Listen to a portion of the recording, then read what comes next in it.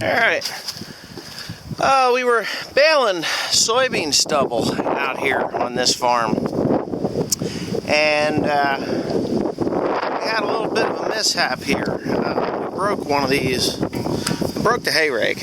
I actually dropped it right into the ground. Now there's two sections, you got this section and you got this section. They are identical to one another. I never ever have problem with this front section. It never breaks. This is the original one that's in it, but this one here, this has been broken twice.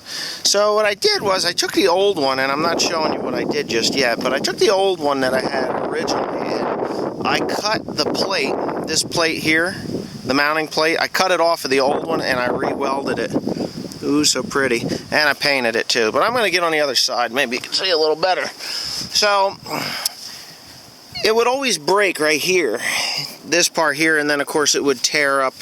It would tear up into this section here on the back one. So what I did was I added another piece of channel iron to it. So I've got this piece here, which is the original, which I cut out of there. I braced it with a piece of half-inch flat stock, and I did the same thing on the upper part too. I boxed it kinda, and then I laid a bunch of weld in there so that it's actually pulling a lot more metal so it won't break. Plus I put this other section inside there. I welded it on the inside too. Now there's a lot of, I think what it is the pressure of turning, and this particular piece here, I guess it's because it's short enough, but it gets enough leverage back here to break it here. Because you'll pop these bolts every once in a while. They go pow, and then it'll bend this, and then of course it'll work on that. So at one point in time, this one here was actually breaking apart at the top, so I re-welded that. This rake really has been a pretty decent rake as far as, you know, raking. I haven't really had too much trouble with it. I replace the wheels from time to time and teeth from time to time, and you know, whatever, just normal maintenance stuff. But the that beam there is weak. So anyways, if you have one of these H&S rakes and you're having that problem, I think that if you do something like that, it will probably alleviate the problem. Now, what I think I'm going to do is when I get this home, I'm actually going to stick a piece of channel iron in between here too, because I think that it's going to start to want to break here or here. So, whatever it is, I did, no, that was welded like that originally. But yeah, so, and I've broken these bolts. You can see these are fine threaded ones. The fine threaded ones actually hold better. They're a grade 8 fine thread versus a grade 5 coarse thread. The fine threads crank down really tight. So anyways, what I'm doing here is I'm just retrieving this thing. It's been sitting out here now for a couple of weeks since it broke, and all I got to do is just retrieve it. So I brought the 7810 out here. Yeah, I have a new camera, as you may notice.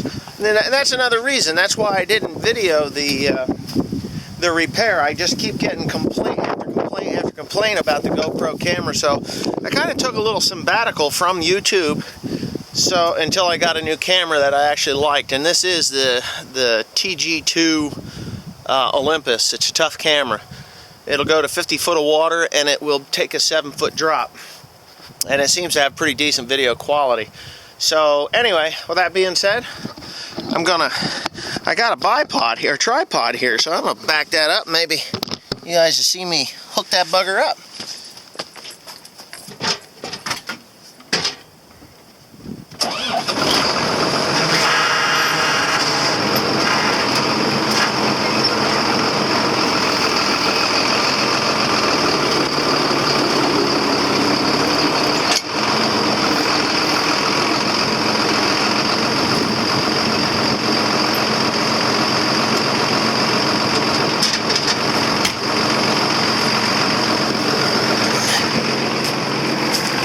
Fairly simple process.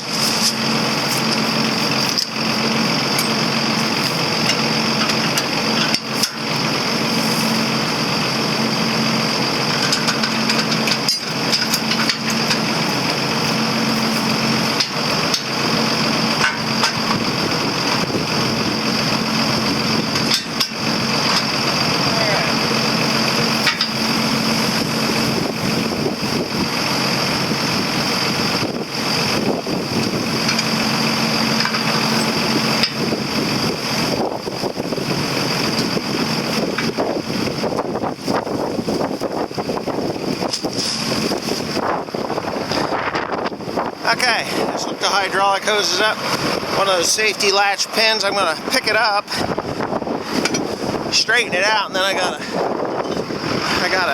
put the straps on.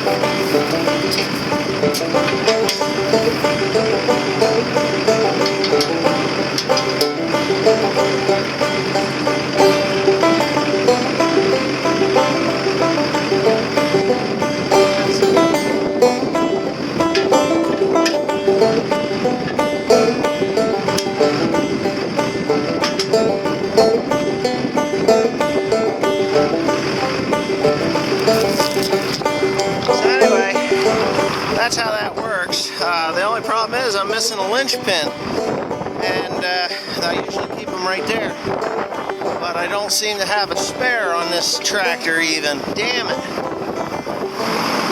Alright, probably got knocked off when it hit the ground over here, so we'll see if we can find it real quick. Wouldn't surprise me, you know. Nothing surprises me anymore, I guess. This is where it would be if it was here, because this is where it got drugged to or from or whatever. I hate losing these things because they're not really expensive, but I just don't like losing stuff.